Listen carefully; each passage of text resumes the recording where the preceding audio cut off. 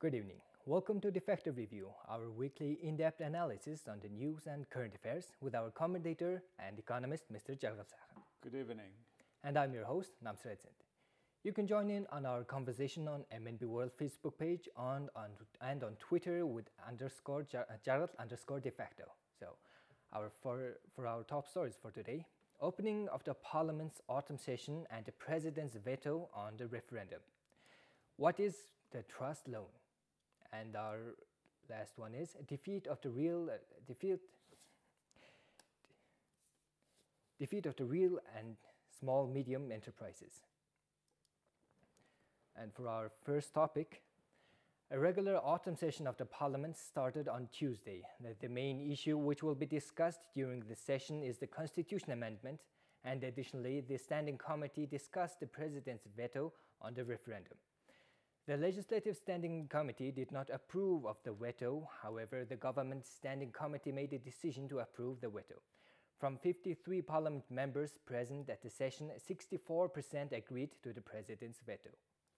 So our first question about this one is there any interesting law drafts from this season's regular session? And do you think that the Parliament will discuss the law on the political parties? Well, what does the fall session of Parliament discuss? Every year they will discuss the budget of next year. At this time, they will also discuss the changes in amendments in the constitutions and also the law about elections. And the law about elections is very interesting. This Mongolian parliament, every time before every elections, they change the law of election. And that's a very strange phenomena. You would expect the law is not changed, at least before a year before the election. They even stripped off that provision from the law, so they can make amendments anytime, even a day before. I think now, before election, the law of election. So this time, what had happened was in 2015, by 2015, there were three separate laws of election of the parliament, of the president, and local governance. But they combined it all together and made a law about election in 2015 December, which is just exactly 6 months before that 2016 elections. But since that, there were more serious discussions about having back those three laws. So we don't know whether this year it will be deselected or separated this one law or not.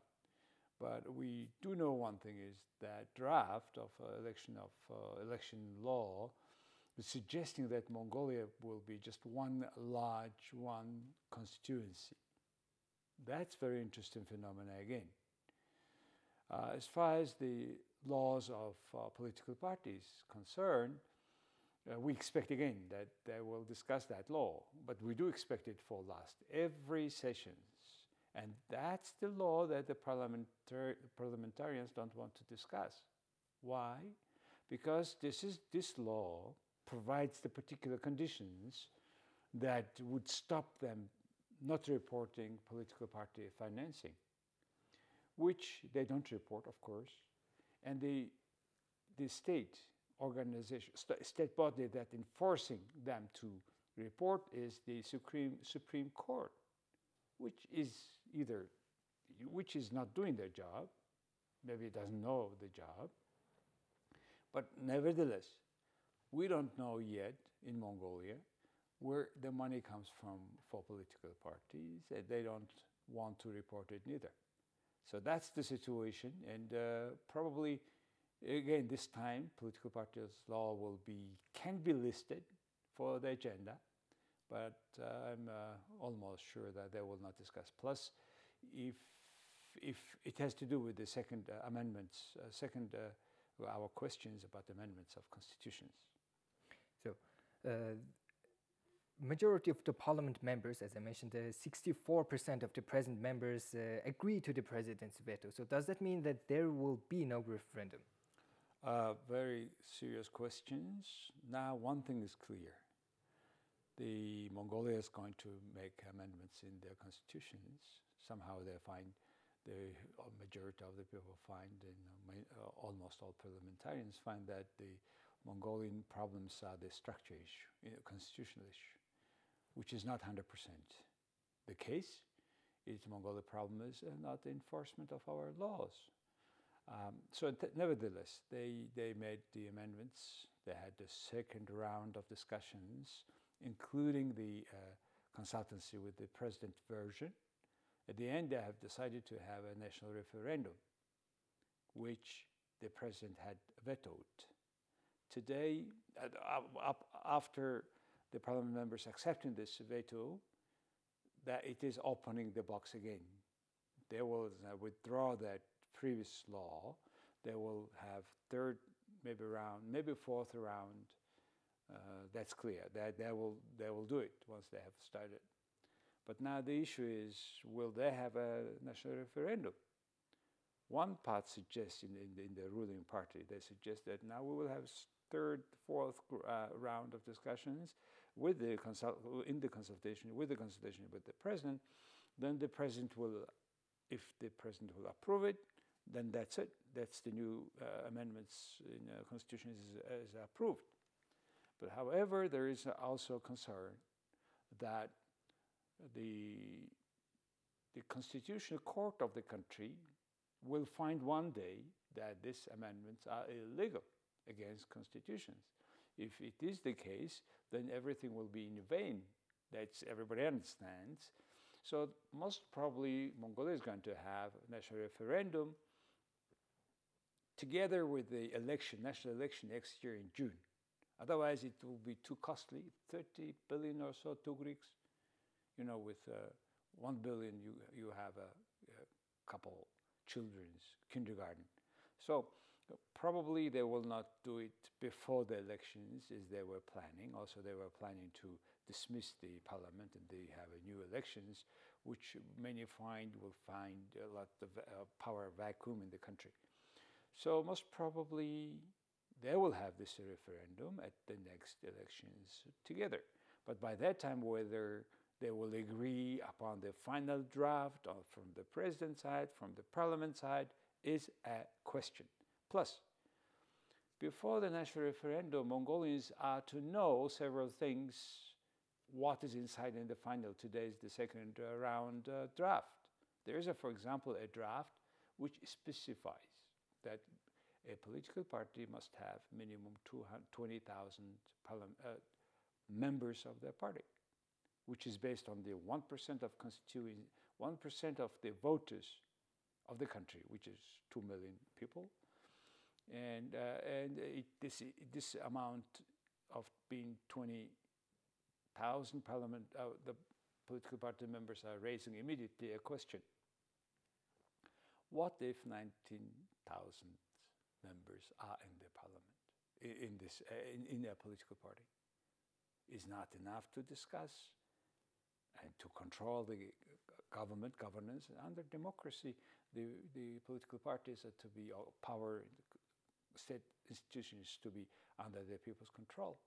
So whether they should limit the amount of beyond which they are valid or not. So just one question. There are so many other questions, and down the road I expect more questions coming with the third, fourth round.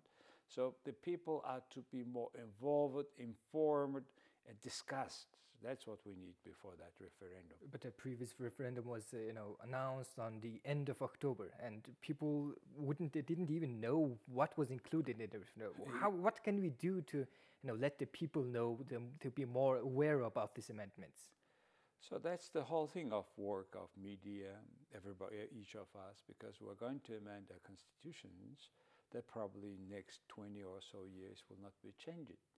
And if it is not changed in the way, making the parliament, the government, the judicial system more transparent, independent, mutually balanced, mutually accountable, then we will have more problem than now. So that's why all NGOs, all medias, to work together hard to explain in explaining people about all this, yet to come the versions of new amendments. So, last question about this topic. Did the Mongolian People's Party decided to make amendments to their previous decision because of the internal struggle among its factions? There are internal large struggle among the ruling party parliament members. There are 64 of them, and they are exactly divided into two camps, 32, 32. And they are all time fighting with each other. And remember that half of them is also related to several things that cause the court system work.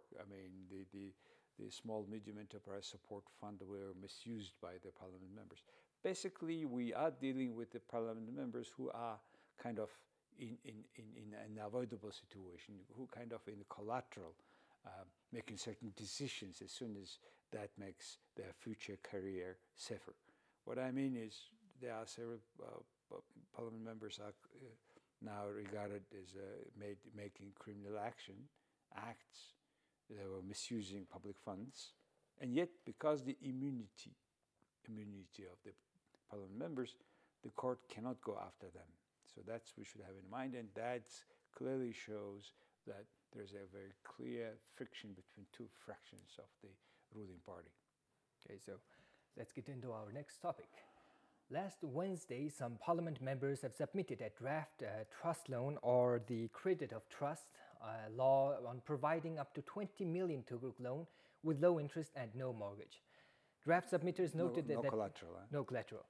Draft submitters noted that 90% of the people with loan took up to 20 million Tobruks, and that a total of 3 million people with the double numbers will be able to take this loan.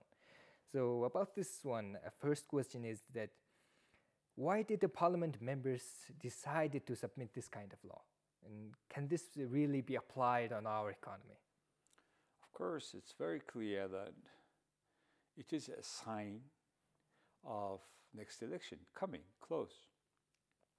Our politicians promise everything on the earth and also some birds in the sky to their constituents.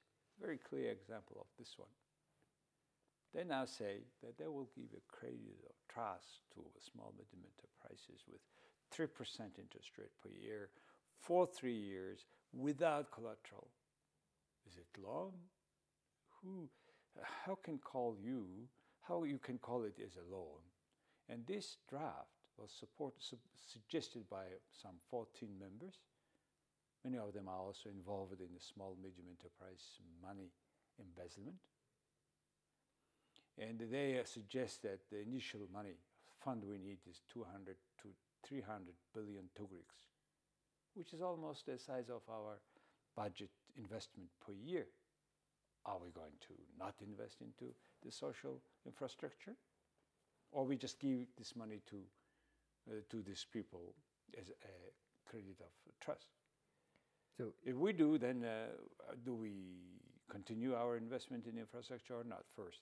Secondly, why they would do it knowing that it will not go through? If it go through, they need to increase our tax, which is already high without that. And by the way, recently they keep increasing the social insurance and other taxes 1% every year, which makes almost 1/3 of the money coming from the employer for employee comes to the state, which is taking away the money which otherwise should go to extending their businesses, developing their businesses for new investment. So private sector cannot afford any more this kind of taxes. That's why already many people are firing people, no creation of a labor, the jobs, and people are running away to Korea to work. So if this draft is approved, will it affect the inflation rate? Of course. And how will this affect the economy? It will immediately first of all, it will increase the taxes. Otherwise, there is no money. And that increase of tax will have harmful impact on the private sector, what I just now described. On the other hand, this money, which had not created yet, will go to the money circle and it will create inflation. And that inflation will be also, with this money, for example, 200, 300 billion Tugriks, will go a lot to buy more goods abroad because almost everything we import. That will create pressure on US dollar course, US dollar and Tugri course, which will tend to bring higher the Tugrik inflation or rate, which both are not, combined are not good thing for economy. So that's what's going to happen. And plus also they say that, we need to increase all the money coming to the special funds of state.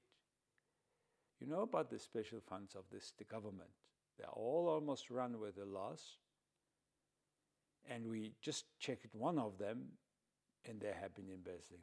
The state people who are supposed to run properly this one are taking the advantages of their positions. So it definitely will impact on the economy.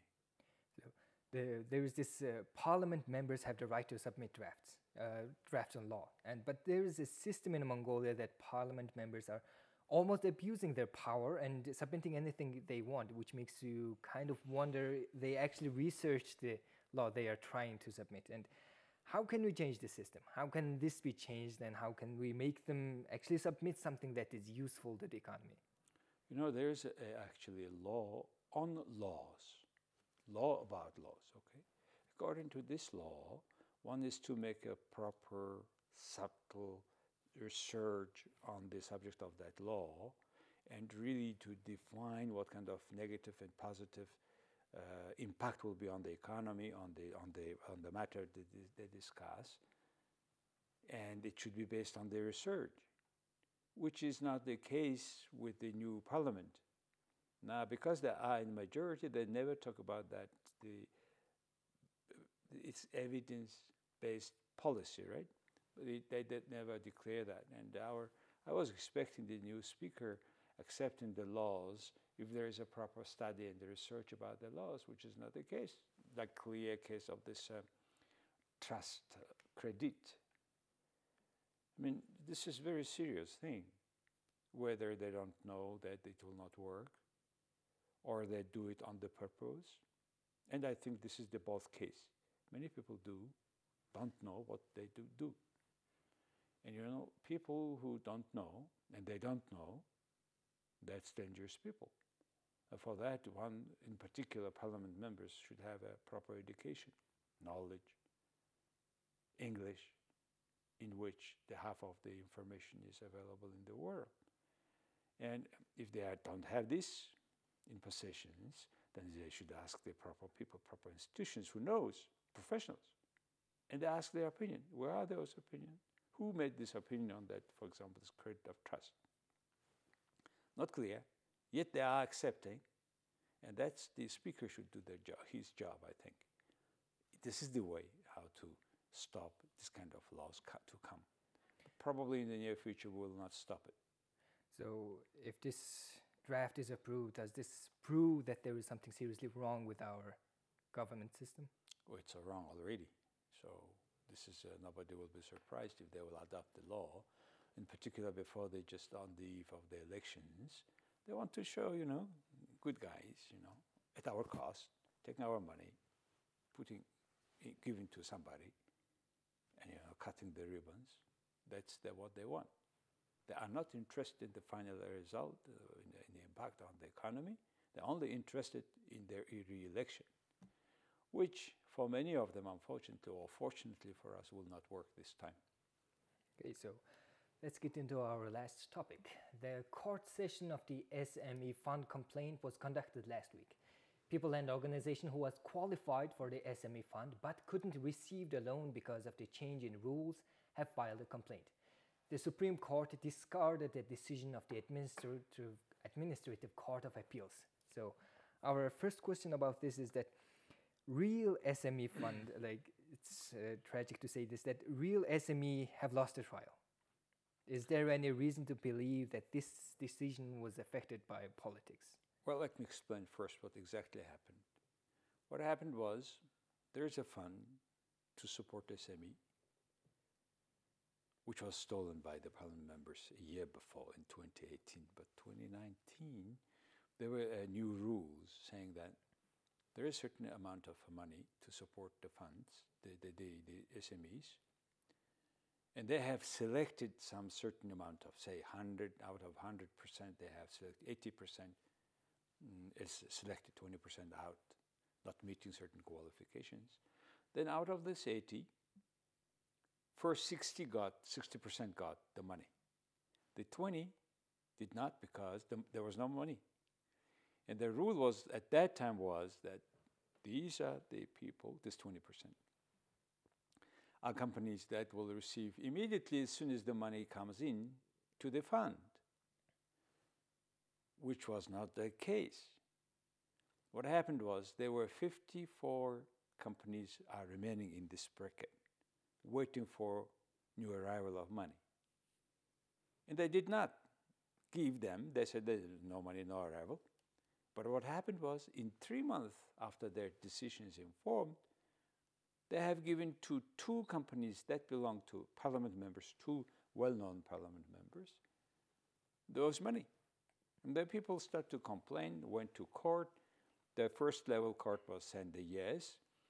But by that time, they have taken out the rule that the remaining, as soon as money comes, to the 20% will get it. They removed that in the regulations. So they complained, well, look, you are doing it because you are not going to give the money to the people, to selected companies of this 20%. And then this court decision was taken to appeal, which came out last week that there is nothing to appeal, and it was right to remove that provision in charter. Right. So as a result, the people are staying without any. They have a lost time. They were waiting in their time, opportunity, and money, and no result. So was this decision was affected by politics, by many political members? Of course, because if they say that this was wrong to remove that provision, and it was a right for the people to demand money compensation, then the state would go with a lot of money as expenses to give those people or compensate. There are several court issues will be there. First, for compensating their plan, what the lost time opportunities. A lot of money is to come from the state, and I'm sure that because knowing that, the government had decided to make a decisions on the court that's right. There is no complaint at all.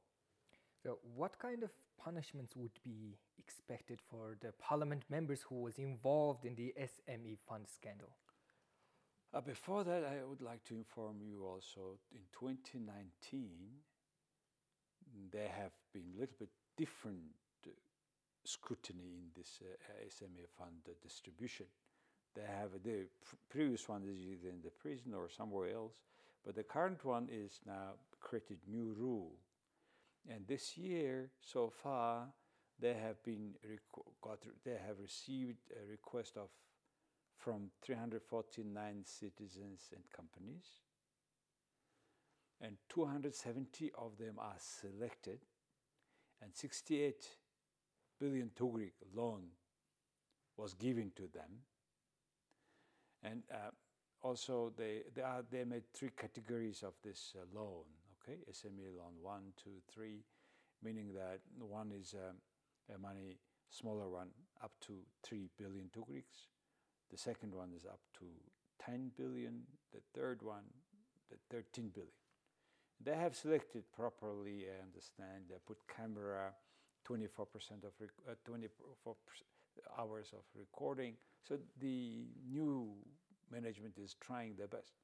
But my concern is, again, connect with your question is it right way to support SME in that way?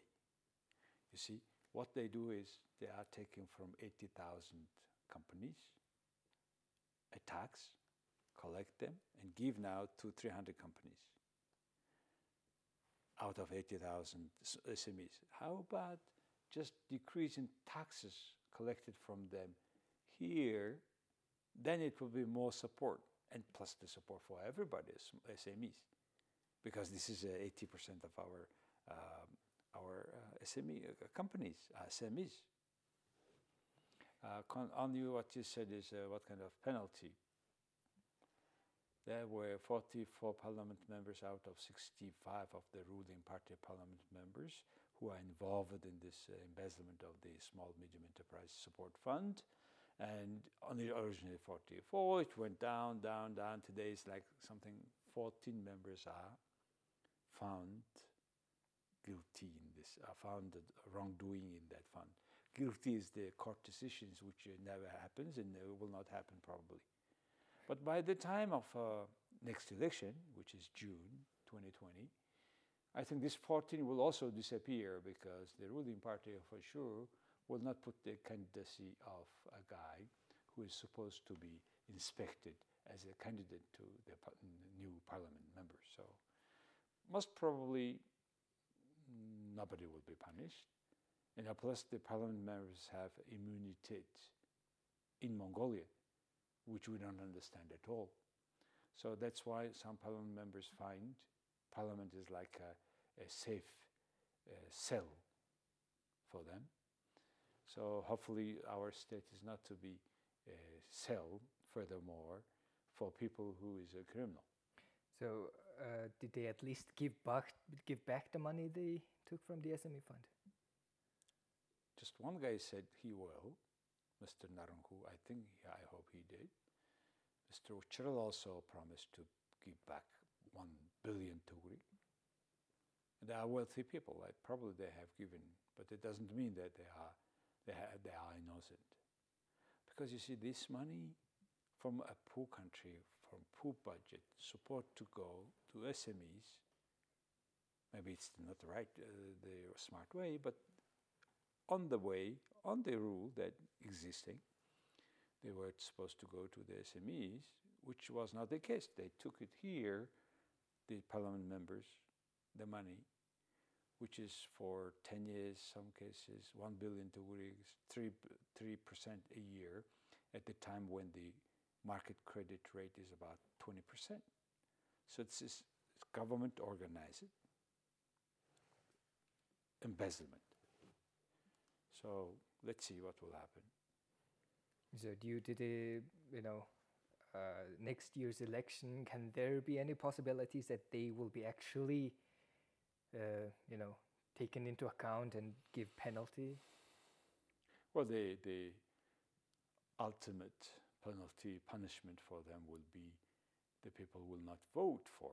At least we have discussed that. Mongolians are talking about their names. But the bad thing is, during the election, they get some 20,000 tugriks and sell their vote. That's what's happening all around.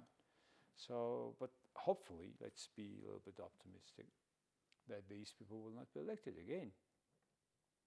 Let's see. Okay, so that is all the time we had for today. Thank you for staying with us. We will see you next week with more topics on this one. So have a nice evening. Goodbye. See you later. Thank you.